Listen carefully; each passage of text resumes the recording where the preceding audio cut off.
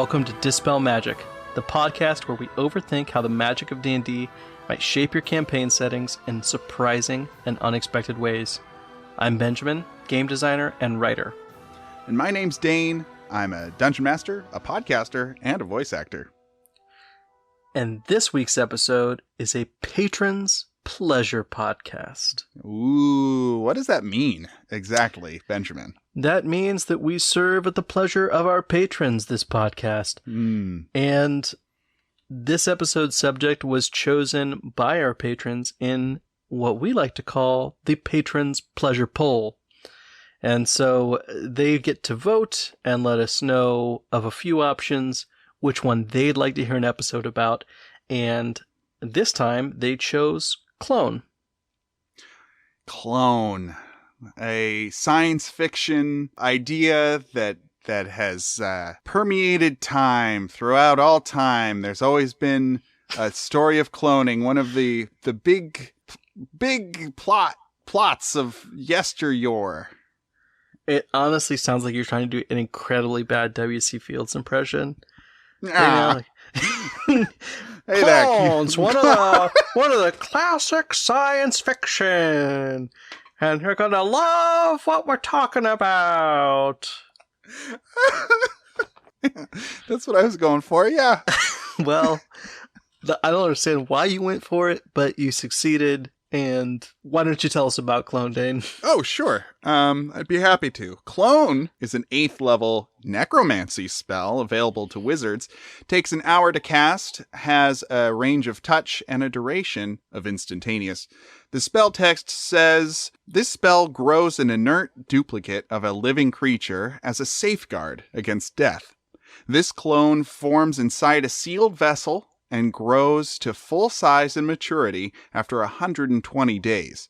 You can also choose to have the clone be a younger version of the same creature. It remains inert and endures indefinitely, as long as its vessel remains undisturbed. At any time after the clone matures, if the original creature dies, its soul transfers to the clone, provided that the clone is free and willing to return.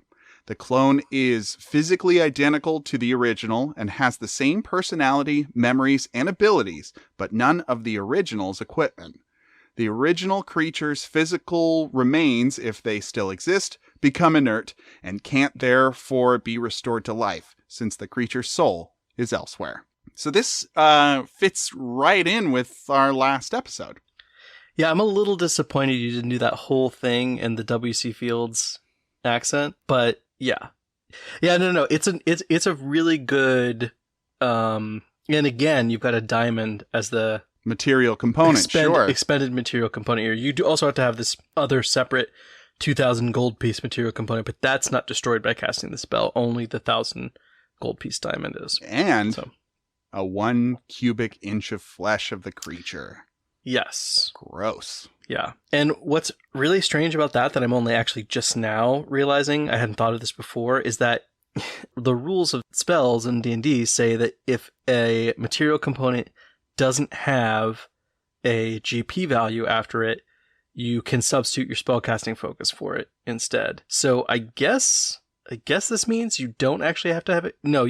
Okay. This is something where I think there's multiple different rules hitting up against each other here in a way that's irreconcilable, because you're definitely not supposed to just be able to clone any creature on Earth because you have your spellcasting focus. But it doesn't have a GP value, and this would be the one spell where you have to have that material component even though it doesn't have a GP value. So rules is written, you can clone anything as long as you have the spellcasting focus, but spirit of the game, if we could call it that, it doesn't make sense. You need that, almost that flesh seed. I don't want to hear you use that expression for the remainder of this episode. No promises. You gotta have the flesh seed!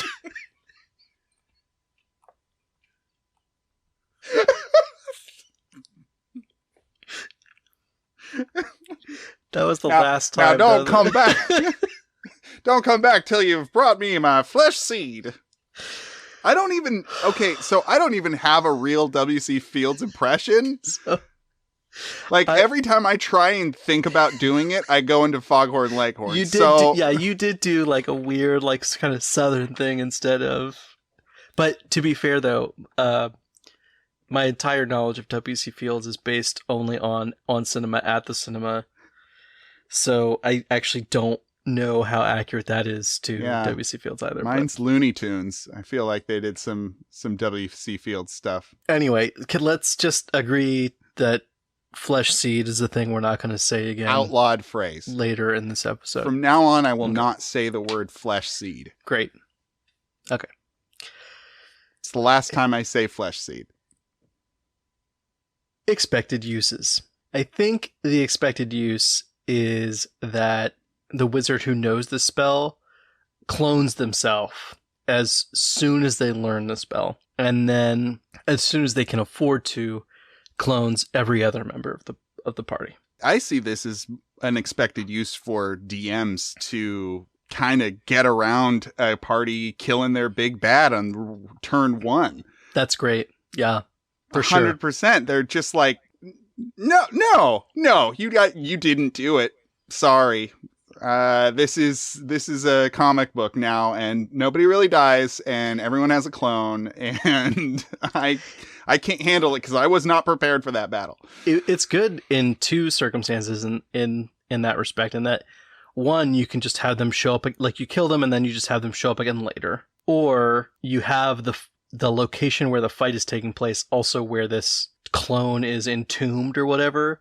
So like the party beats them, thinks it's all over, and then this naked version of the villain explodes out of a sarcophagus and is like, actually no, and starts blowing them up again. That kind of sounded like Christopher Lloyd right there. Marty, we need to get this diamond up to... Go ahead. That's all I had. No, that's all I had. All right, fine. Got to go back to the future with my cloning. Yeah. I think that clone to me immediately says sci-fi. It doesn't say fantasy. So knowing about this spell, knowing that this is possible, feels really weird in D&D to me personally. I get that, but I will say, to me, what mitigates a lot of the sci-fi-ness of it is that this clone does not exist at the same time as you. It's like a backup copy of yourself, but it's not... You can't clone yourself and then you're in two places at once. Yeah, you're not breaking it open and having the thing be like, Father. Right, exactly. It is an inert body, basically, slug. Until you die. Yeah, and like it's a... person slug. Golem, a flesh golem or something. It's a nothing, yeah. Reminds me of Venture Brothers. Do you ever watch any Venture Brothers? I saw, I think, like some of the first season or two. Never mind then. # spoilers. Oh boy. You got some unexpected outcomes for this, though. Yeah. So, I mean, the first thing that I was struck by in reading this is that there's no maximum limit on the number of clones that you can have. And that, combined with the fact that you can set your clone at any age, means that once a wizard learns this spell, their number one goal should be to clone themselves in as many hidden places around the world as possible, on the earliest possible version of themselves that they're comfortable with being, so that, you know, they're functionally immortal. Like, I die, and then I just wake up somewhere else in the world, naked, but fine. You have a little to-go bag there with, you know, your favorite shirt, a clone of your favorite shirt, a clone of your belt, and maybe a spellcasting focus or two. Probably in all of these hidden locations, you do have stuff like you have whatever you want to wear. If you've got like an iconic outfit or something, I don't know, your spellcasting focus, and then probably the material components for a few utility spells that you might want to be able to cast. Like if you've got a base, for sure you keep the material components necessary to cast Teleportation Circle, so that you can just jump back to your base as soon as you come to life in your clone body, you know, jump back to where you came from. As soon as your soul flies from your decrepit corpse into your new, smooth, beautiful body. Another important part of that is that it's not limited to the plane that you're on. So that's a very good point. So once you get to this level, traveling across planes is not all that difficult. So if you're worried that the plane you're on might end at some point, you can always just jump over, dump one of these in a different plane, and then come back and do whatever you want to be doing. You really can safeguard yourself by just kind of putting copies of yourself kind of around the multiverse. Whenever you die, you show up in a different place in the multiverse and go from there. You're like, I really need to make friends in the city of brass so that I can come back on the plane of fire. Yeah, and so the limitation here, of course, is that it's a very expensive spell. It's 1,000 gold pieces in a diamond, and then 2,000 gold pieces in whatever container is going to house the clone. I would guess if you go to any noble and say, hey, it's going to cost me $6,000, but when you die, you're going to come back to life as like a 21-year-old version of yourself. They're going to pony up that $6,000, and then you've got the amount to cast the spell on them, and the amount to cast the spell on yourself. And as long as they're ponying that, yeah, you're making 2 mud-filled cysts in the ground. Mm-hmm. Yeah. That's a really unfortunate phrasing that they put in there. It's not the most unfortunate phrasing we've had on this episode yet, though. Yet. Yeah. That was a lot of time in the day. I like how they say that it needs to have a lid, a sealable lid, a large urn, a coffin, a mud-filled cyst in the ground, or a crystal container filled with salt water. I really like the crystal container filled with salt water. That's a really cool... It's very specific. Yeah. Well, it's almost like these are the different ways that you can flavor this. Like it's really just any container filled with whatever you want. If you want it gross, then fill it with mud. If you want it to be kind of magical and amazing, then you do. I mean, that's just a glass sci-fi kind of deal. The crystal container. So you can get this spell as a wizard once you reach 15th level. My feeling is that if you're a wizard that gets to 15th level and you learn the spell, there's really no reason you don't live to 20th level. You cast it as many times as you can, just like we were talking about. You make sure that there are backups of you in as many different places as possible. Since it resets your life cycle as well, how old you are. You are functionally immortal. So it should be the case that any wizard that has ever learned this spell never dies. Yeah. Now, how does this differ from lichdom then? I mean, liches are awful, right? They've sacrificed their life for unlife to be able to live forever. Is that just so that they don't have to worry about growing a clone for 120 days? Or don't. The existence of this spell makes me question why anyone would become a lich. Like, maybe becoming a lich is something that's much easier than becoming a 15th level wizard. In which case, then it makes sense.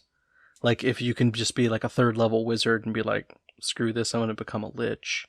Like, then that makes sense. Generally speaking, I mean, I didn't read about liches before we did this episode, but in past editions, liches have always been really high-level spellcasters.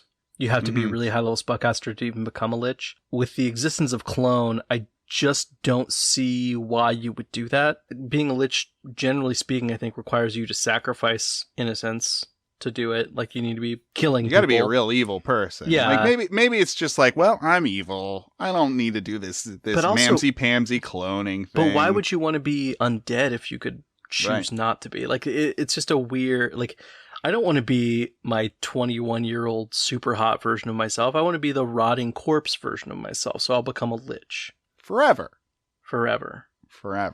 This spell kind of ruins the flavor of liches. Right. I mean, the funny thing is, as I'm thinking about it, you're even more vulnerable to true death as a lich than you are as a wizard with clone.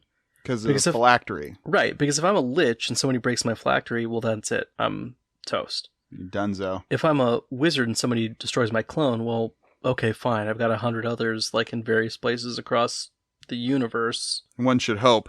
Good luck finding them. I think the biggest difficulty with this one is the 120 days. 3 months? I think that... No, I'm sorry, 4 months. If somebody really got down to it and wanted to destroy this wizard and hunted down all of the cloning, all the clones, I think they could do it in 3 months or 4 months. I think they could kill all the clones in 4 months. If they found all of the locations, right, coordinated an attack, it would be very complicated. But I think you could do it. I've never faced a lich in game. I've never fought a lich. I've never run a lich. But it feels like that's the pinnacle of the campaign, is destroying the lich, right? And there's more ways for a lich to come back. Am I wrong? Fewer ways for a lich to come back. Okay. When the phylactery is destroyed, the lich stops coming back. How does one destroy a phylactery? I don't know. Okay. But we're talking about the difference between destroying a thing in one place, versus multiple things in multiple stuff places. Potentially scattered across multiple planes on the universe. So, like, I really don't know. So if you're just a edgelord jackass who's like, I like the bone aesthetic more, I'm gonna do the lich thing because who needs the competition? What if it doesn't work and all of these slugs do come to life and come after me? I can't handle that. I'm just gonna be bonesman. You got to think about these things, Benjamin. It's important. It would be funny to have like a lich who became a lich and then realized the clone spell existed and was just like forever bitter that they became a lich, because it's just like, oh, I could have done this with a spell. Yeah, thing. Exactly. I went through, my skin melted off of my face. And now they've got this? Almost a Gilbert Gottfried lich there, which would be a pretty fun voice to do for a lich.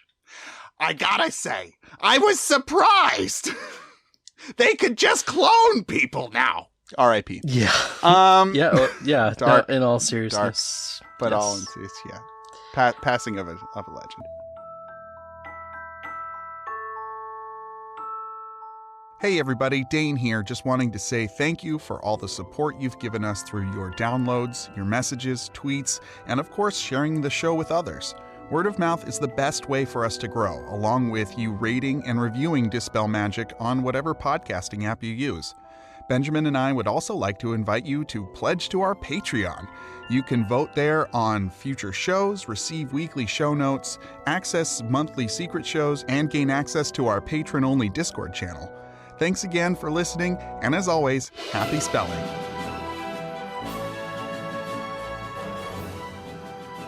When I really dug into this idea that the clone spell creates this weird echo effect in that its existence kind of amplifies its own importance because you can repeatedly cast it and make yourself this kind of weird, forever reincarnating being that inhabits like kind of every corner of the multiverse, I thought of a few kind of plot seeds that people could use. Quantum leap. No? This is one of the many instances in which I think if you just were familiar with the source material that you're trying to reference, what is your understanding of the show Quantum Leap? What do you think happens in Quantum Leap? I think a guy leaps into different bodies. Yeah, and how is that like but the it clone looks spell? like but it looks like his body to him. And there's a cigar guy with a Palm Pilot. Okay. All right.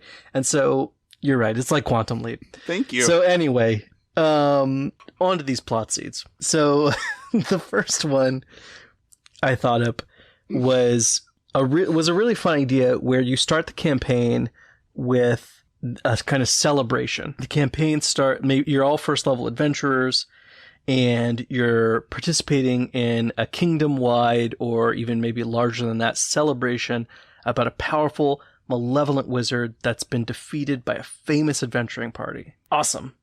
You're killing rats in the tavern so that the party can go on uneventfully. And then in the following years, one by one, all those famous adventurers in that party are assassinated. Whoa. Once they're all dead, the wizard revealed that they had survived and had restored themselves to life through a clone. So now you have to go after the big bad from the beginning of the... Exactly. The big bad that you thought was dead from the very first session of the game, you have to go down, track all the remaining clones down, destroy them, and then kill the magician for good.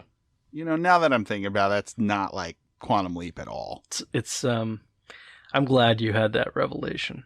On your own. You're welcome. That's what I meant by I'm glad. I like that idea for it's a very succinct campaign. It doesn't go on forever, right? Right. You've got a number of adventurers who have to die, and then the big bad shows up. You're sprinkling all these clues throughout. It sounds like a very well-rounded campaign. Yeah, I mean, because it's got a way for you to get through the low levels of, like, you're actually just doing stuff while hearing about these adventurers dying, and then maybe like at 5th or 6th level, suddenly you play bodyguards to the last one to die. Yeah, that one gets killed, and then like the kind of revelation of the true arc of the remainder of the campaign gets revealed. Yeah, I think it would be pretty fun.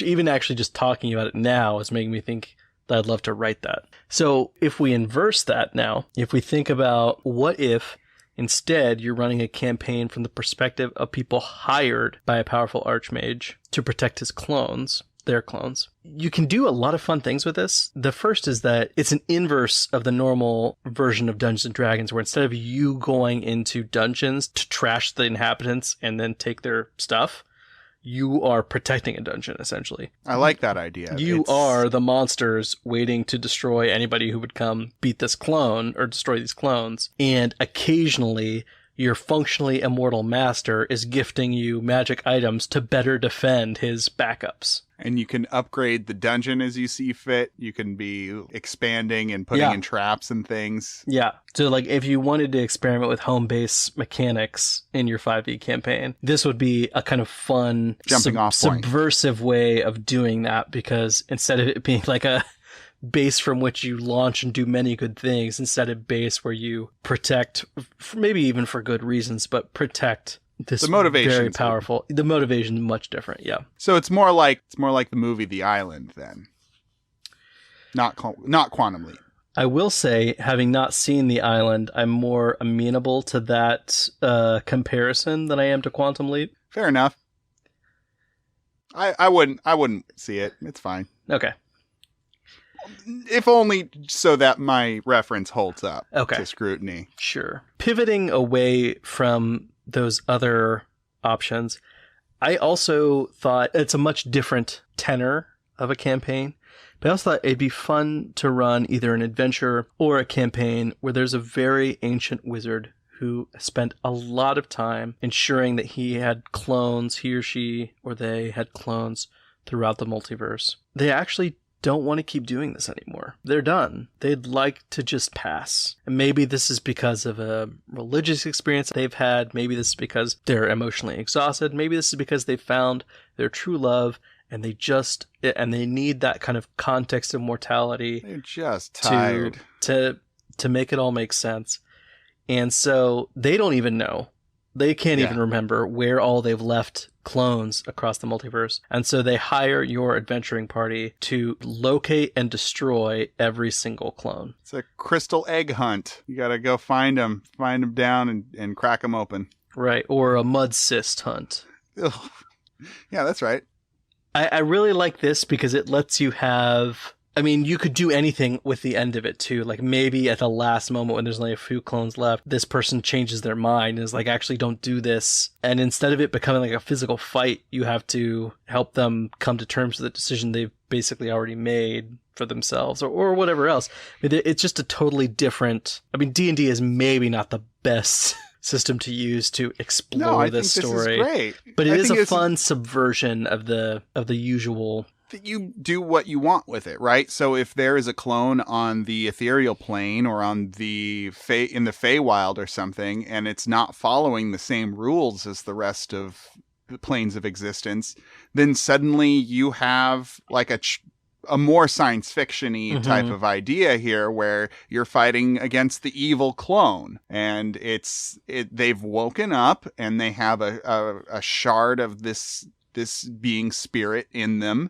And they've decided they don't want to go quietly into that good night, and they're going to take you out. So suddenly your benefactor has been twisted by whatever ethereal energies, and you have to take this person out, and it's heart-wrenching in a way if they've been guiding you this entire time, you know. Yeah, I do think it would be fun there to be a clone in the Feywild where at some point when he died, or at some point when that wizard died, that clone woke up too and also believes they're the primary one and doesn't want you to go destroy all the rest of the clones. It doesn't even necessarily have to be that they're violently willing to coerce you into not doing it. It's just then whose wishes do you honor? It's pretty cool. Tough stuff. That's a fun one. You talk here about not necessarily cloning people. Right. You talk about you can clone anything with flesh. Really, if you really think about it, if you got that inch of flesh. The most extreme idea I had from this, actually the thing I immediately thought of when I thought of an inch cube of flesh was creatures that might not notice you taking an inch cube of flesh. And the only thing I could really think of that might not notice you carving off an entire cubed inch of flesh was a Tarrasque. Why do you say that? Just because they're so huge and tough? Well, they're huge, they regenerate, so if you deal whatever damage it would take to shave off an inch cube of flesh, that would get regenerated at the start of the next turn. Like within 6 seconds, that's gone. It's like a mosquito bite for people.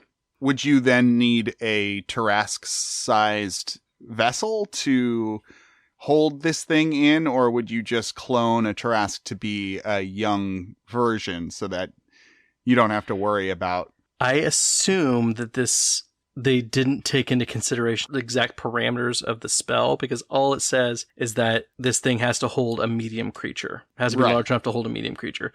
That makes sense. So even though it's a Tarrasque, all you need is something that can contain a medium-sized creature. So you cut that 1 inch cube off of a Tarrasque, you put it in your medium-sized container. Within 120 days, whenever that Tarrasque finally dies, you've got a Tarrasque, and wherever you put that's right. The other Tarrasque needs to die. Yes. Yeah. So that's a really important part. So that's where like its usefulness for a Tarrasque is limited in that you then need to kill the Tarrasque.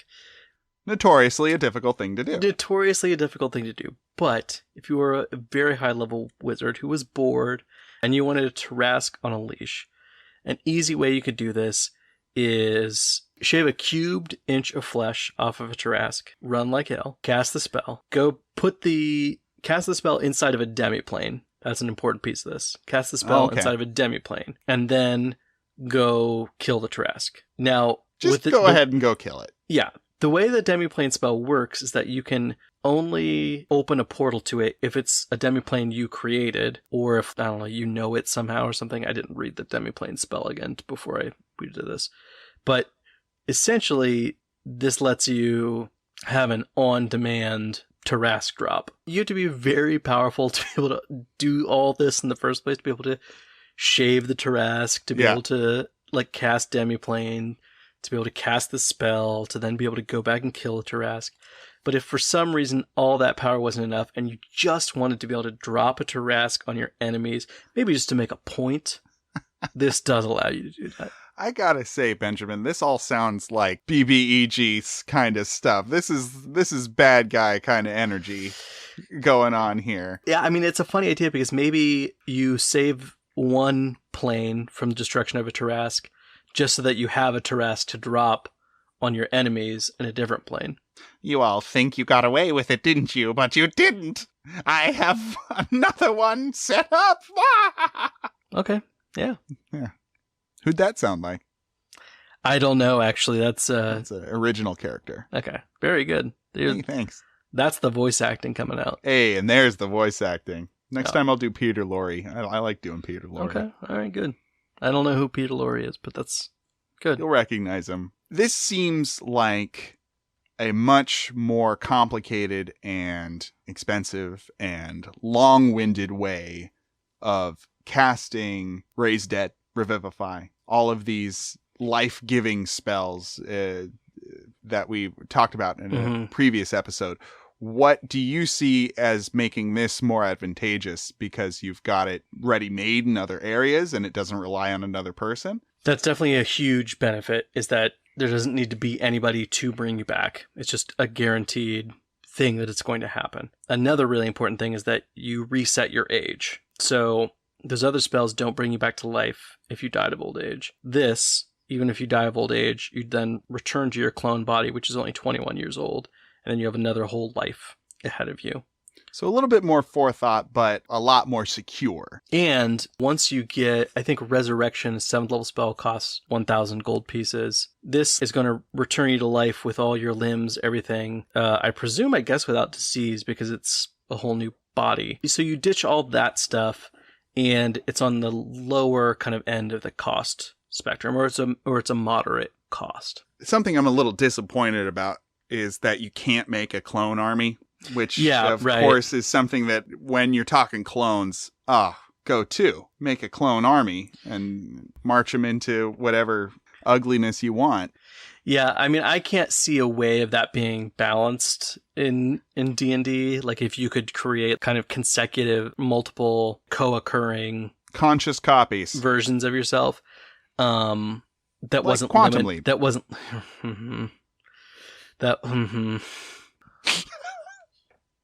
That wasn't what? That really threw you. Wow. I'm about to say flesh seed again. That's how upset I am. No! Benjamin, don't! So I don't think there's a way to make multiple co-occurring versions of yourself balanced. But yes, I mean, I kept on thinking about clone armies as I was writing this and thinking like, and then remembering, oh yeah, the clone army is like a clone army of backups. It's not, you're not going to at some point trigger this huge number of versions of yourself or of the creature you cast this on. You're just a bunch of backups of you. I wonder why they didn't create something similar to that, where it's not you specifically. It's more of a, I guess they've got homunculus. I guess they've got, flesh golems, but I mean, clone lets you copy anybody. No, I'm saying to create the more traditional clone army type idea. Oh, okay. Some way of being able to do that. Right. I think it's that in general, 5e, more and more it's trying to find a way to have this work. But 5e, at least in the beginning, was very shy about summoning spells and how those would work, and pet classes and anything kind of similar to that. It was very concerned. Things that you could control, right? Other units you can control. It was very concerned about you having kind of multiple places on the board at any given time. Well, if you folks can think of any other uses for clone or how the spell clone would affect your world, please let us know at Dispel Magic Pod on Twitter. Benjamin, where can people find you? You can find me on Twitter at SterlingVermin or on the internet at sterlingvermin.com. And you can find me on Twitter at Dane in Danger, and also my Quantum Leap fan site, DaneLovesQuantumLeap.com. Thanks so much for listening, and we'll see you again after your next long rest.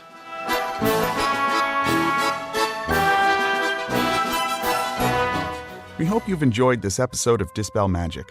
If this has inspired any ideas for your game, or you have another take on today's topic, please let us know on Twitter at Dispel Magic Pod. You can find Benjamin at Sterling Vermin and Dane at Dane in Danger.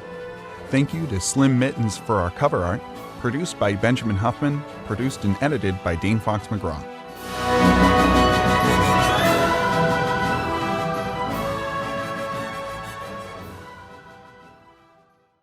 Ziggy!